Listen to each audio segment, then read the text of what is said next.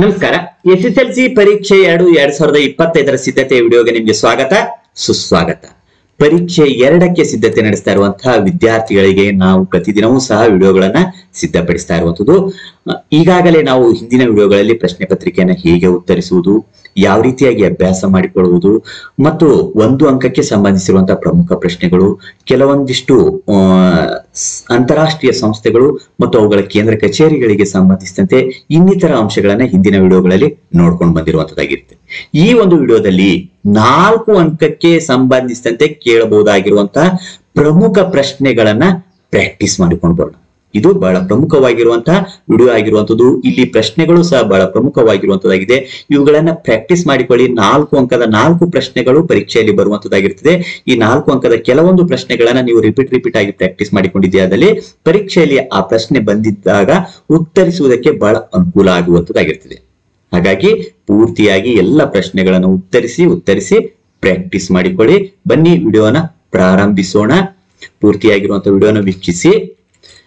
ಮೊದಲನೇ ಪ್ರಶ್ನೆ, ನಾಲ್ವಡಿ ಕೃಷ್ಣರಾಜ ಒಡೆಯರ ಸಾಧನೆಗಳನ್ನು ತಿಳಿಸಿ ಅನ್ನೋ ಪ್ರಶ್ನೆ ಕೇಳುವಂತದ್ದಾಗಿರ್ತದೆ.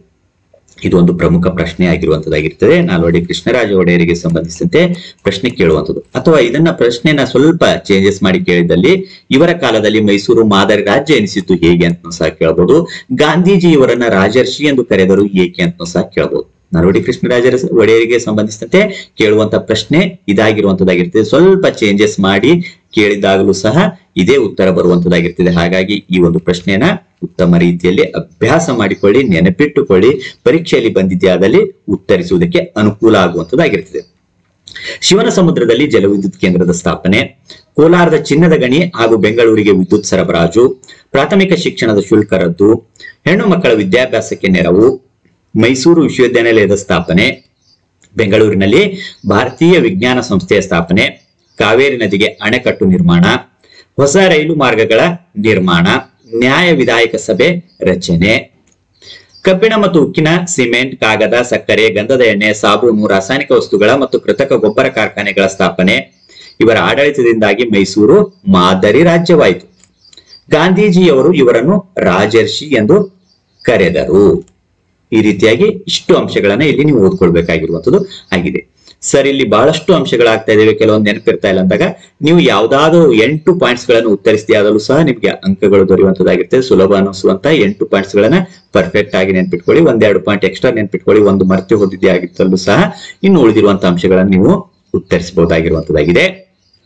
ಇನ್ನು 2ನೇ ಪ್ರಶ್ನೆ ಇರುವಂತದ್ದು, 1857ರ ಪ್ರಥಮ ಸ್ವಾತಂತ್ರ್ಯ ಸಂಗ್ರಾಮದ ಪರಿಣಾಮಗಳನ್ನು ಪಟ್ಟಿ ಮಾಡಿ ಅಂತ ಹೇಳಿ ಕೇಳಿರುವಂತದ್ದು. ಅಥವಾ ಈ ಪ್ರಶ್ನೆನ ಸ್ವಲ್ಪ ಮಾಡಿಫೈ ಮಾಡಿ ಕೇಳಿದಾಗ ಬ್ರಿಟನ್ ರಾಣಿಯ ಘೋಷಣೆಯಲ್ಲಿದ್ದ ಅಂಶಗಳಾವು ಅಂತ ಸಹ ಕೇಳಬಹುದಾಗಿರುವಂತದ್ದು. ಇದಕ್ಕೆ ಯಾವ ರೀತಿಯಾಗಿ ಉತ್ತರಿಸುವುದು ಅಂದಾಗ, ಕಂಪನಿ ಆಡಳಿತದ ಅಂತ್ಯ, ರಾಣಿಯ ನೇರ ಆಡಳಿತ ಆರಂಭ, 1858ರಲ್ಲಿ ಬ್ರಿಟನ್ ರಾಣಿಯ ಘೋಷಣೆ ಹೊರಡಿಸಿದರು, ದೇಶಿ ರಾಜರೊಂದಿಗಿನ ಒಪ್ಪಂದಗಳನ್ನು ಅಂಗೀಕರಿಸಲಾಯಿತು, ಸಾಮ್ರಾಜ್ಯ ವಿಸ್ತರಣೆಯ ಅಪೇಕ್ಷೆಯನ್ನು ಕೈಬಿಡುವುದು, ಭಾರತೀಯರಿಗೆ ಸುಭದ್ರ ಸರ್ಕಾರವನ್ನ ನೀಡುವುದು, ಕಾನೂನಿನ ಮುಂದೆ ಸಮಾನತೆ, ಧಾರ್ಮಿಕ ಸಹಿಷ್ಣುತೆಯೊಂದಿಗೆ ಧಾರ್ಮಿಕ ವಿಷಯಗಳಲ್ಲಿ ಹಸ್ತಕ್ಷೇಪ ಮಾಡುವಂತಿಲ್ಲ, ಸ್ವಾತಂತ್ರ್ಯ ಹೋರಾಟಕ್ಕೆ ಪರ್ಯಾಯ ಮಾರ್ಗದ ಅನ್ವೇಷಣೆಗೆ ದಾರಿ. ಈ ರೀತಿಯಾಗಿ ಈ ಒಂದು ಪ್ರಶ್ನೆಗೆ ಉತ್ತರಿಸಬಹುದಾಗಿರುವಂತದ್ದಾಗಿದೆ. ನೀವು ಸಹ 1 ಬಾರಿ 2 ಬಾರಿ ಬರೆದು ಓದಿ ಪ್ರಾಕ್ಟೀಸ್ ಮಾಡಿಕೊಳ್ಳಿ. ಪರೀಕ್ಷೆಯಲ್ಲಿ ಬಂದಾಗ ನಿಮಗೆ ಉತ್ತರಿಸುವುದಕ್ಕೆ ಅನುಕೂಲ ಅನಿಸುವಂತದ್ದಾಗಿದೆ. ಇನ್ನು ಮುಂದಿನ ಪ್ರಶ್ನೆ, ಸ್ವತಂತ್ರ ಹೋರಾಟದಲ್ಲಿ ಸುಭಾಷ್ ಚಂದ್ರ ಬೋಸರ ಸಾಧನೆಗಳನ್ನು ವಿವರಿಸಿ ಅಂತ ಹೇಳಿ ಪ್ರಶ್ನೆ ಇರುವಂತದ್ದು. ಬಹಳ ಪ್ರಮುಖವಾಗಿರುವಂತಹ ಪ್ರಶ್ನೆ ಆಗಿರುವಂತದ್ದು. ಇದನ್ನ ಓದಿ ಬರೆದು ಪ್ರಾಕ್ಟೀಸ್ ಮಾಡಿಕೊಳ್ಳಿ. ಪರೀಕ್ಷೆಯಲ್ಲಿ ಬಂದಾಗ ಉತ್ತರಿಸುವುದಕ್ಕೆ ಅನುಕೂಲ ಆಗುವಂತದ್ದಾಗಿರ್ತದೆ.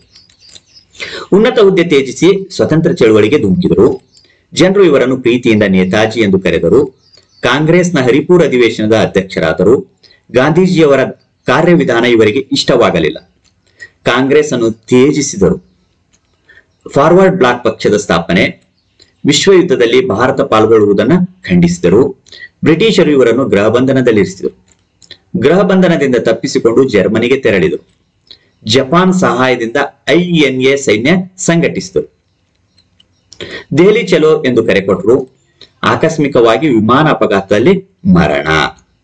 ಈ ರೀತಿಯಾಗಿ ಈ ಪ್ರಶ್ನೆಗೆ ಈ ಪಾಯಿಂಟ್ಸ್ ಗಳನ್ನು ನೀವು ಅಭ್ಯಾಸ ಮಾಡಿಕೊಳ್ಳಬಹುದಾಗಿರುವಂತದ್ದಾಗಿದೆ. ಇನ್ನು ಮುಂದಿನ ಪ್ರಶ್ನೆ, ಸ್ವತಂತ್ರ ಹೋರಾಟದಲ್ಲಿ ಡಾಕ್ಟರ್ BR ಅಂಬೇಡ್ಕರ್ ಅವರ ಪಾತ್ರವನ್ನು ವಿವರಿಸಿ ಅಂತ ಕೇಳಿರುವಂತದ್ದು. ಇದು ಸಹ ಪ್ರಮುಖವಾಗಿರುವಂತಹ ಪ್ರಶ್ನೆ ಆಗಿರುವಂತದ್ದು, ಪರೀಕ್ಷೆಯಲ್ಲಿ ಕೇಳಬಹುದಾಗಿರುವಂತಹ ಪ್ರಶ್ನೆ ಆಗಿದೆ. ಹಾಗಾಗಿ ಅಭ್ಯಾಸ ಮಾಡಿ, ಬರೆದು, ಉತ್ತರಿಸಿ, ಪ್ರಾಕ್ಟೀಸ್ ಮಾಡಿಕೊಳ್ಳಿ. ನಿಮ್ಗೆ ಪರೀಕ್ಷೆಯಲ್ಲಿ ಉತ್ತರಿಸುವುದಕ್ಕೆ ಅನುಕೂಲ ಆಗುವಂತದ್ದಾಗಿದೆ. ಅಸ್ಪೃಶ್ಯತೆ ನಿವಾರಣೆಗಾಗಿ ಶ್ರಮಿಸಿದರು. ಮಹಾಡ್ ಮತ್ತು ಕಲಾರಾಮ್ ಚಳುವಳಿಯನ್ನ ರೂಪಿಸಿದರು. ಗಾಂಧೀಜಿ ಜೊತೆಗೆ ಪೂನಾ ಒಪ್ಪಂದ. ಚುನಾವಣಾ ಕ್ಷೇತ್ರಗಳಲ್ಲಿ ಮೀಸಲಾತಿ ಪಡೆದರು.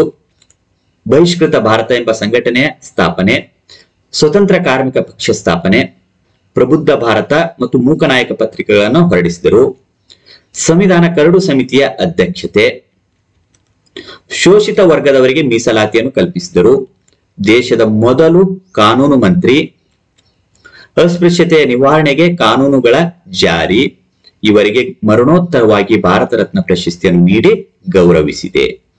ಈ ರೀತಿಯಾಗಿ ಈ ಎಲ್ಲ ಪಾಯಿಂಟ್ಸ್ ಗಳನ್ನು ಉತ್ತರಿಸಿ ನೀವು ಪ್ರಾಕ್ಟೀಸ್ ಮಾಡಿಕೊಳ್ಬಹುದು. ಇನ್ನು ಮುಂದಿನ ಪ್ರಶ್ನೆ, ಭಾರತ ಸ್ವತಂತ್ರ ಹೋರಾಟದಲ್ಲಿ ಅಥವಾ ಭಾರತ ಪ್ರಥಮ ಪ್ರಧಾನಮಂತ್ರಿಯಾಗಿ ಪಂಡಿತ್ ಜವಾಹರ್ಲಾಲ್ ನೆಹರೂರವರ ಪಾತ್ರವನ್ನ ವಿವರಿಸಿ ಅಂತ ಹೇಳಿ ಪ್ರಶ್ನೆ ಕೇಳಬಹುದಾಗಿರುವಂಥದ್ದು. ಭಾರತದ ಪ್ರಥಮ ಪ್ರಧಾನಮಂತ್ರಿ, ನವಭಾರತದ ಶಿಲ್ಪಿ, ದೇಶೀಯ ಸಂಸ್ಥಾನಗಳ ಒಗ್ಗೂಡಿಸುವಿಕೆ, ಭಾಷಾವಾರು ಪ್ರಾಂತ್ಯಗಳ ವಿಂಗಡಣೆ, ಕೇಂದ್ರ ಮತ್ತು ರಾಜ್ಯಗಳ ನಡುವೆ ಅಧಿಕಾರದ ಹಂಚಿಕೆ, ಭಾರತದಲ್ಲಿ ಮಿಶ್ರ ಆರ್ಥಿಕತೆಗೆ ಬುನಾದಿ, ಪಂಚವಾರ್ಷಿಕ ಯೋಜನೆಗಳ ಜಾರಿ, ನದಿ ಕಣಿವೆ ಯೋಜನೆಗಳ ಜಾರಿ, ಕೈಗಾರಿಕೆಗಳ ಸ್ಥಾಪನೆ ಮತ್ತು ಅಭಿವೃದ್ಧಿಗೆ ಶ್ರಮಿಸಿದರು. ಗ್ರಾಮೀಣಾಭಿವೃದ್ಧಿ ಯೋಜನೆಗಳ ಜಾರಿ, ಭಾರತದ ವಿದೇಶಾಂಗ ನೀತಿಯ ರೂಪಣೆ, ಪಂಚಶೀಲ ತತ್ವ ಮತ್ತು ಅಲಿಪ್ತ ನೀತಿಗೆ ಬೆಂಬಲ.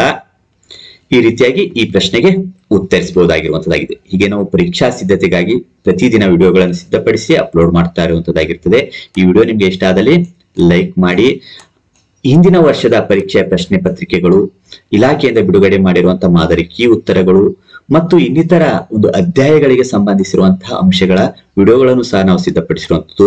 ಅವುಗಳನ್ನು ಸಹ ವೀಕ್ಷಿಸಿ ನೀವು ಪರೀಕ್ಷೆಗೆ ಸಿದ್ಧತೆ ಮಾಡಿಕೊಳ್ಳುವುದಕ್ಕಾಗಿ ಈ ವಿಡಿಯೋದ ಕೊನೆಯಲ್ಲಿ ಪ್ಲೇ ಲಿಸ್ಟ್ ಕೊಟ್ಟಿರ್ತೇವೆ. ಅಲ್ಲಿ ಕ್ಲಿಕ್ ಮಾಡಿ ಎಲ್ಲ ವಿಡಿಯೋಗಳನ್ನ ನೀವು ವೀಕ್ಷಣೆ ಮಾಡಿ ಪರೀಕ್ಷೆ 2ಕ್ಕಾಗಿ ಸಿದ್ಧತೆ ಮಾಡಿಕೊಳ್ಳಬಹುದಾಗಿರುವಂತದ್ದಾಗಿದೆ.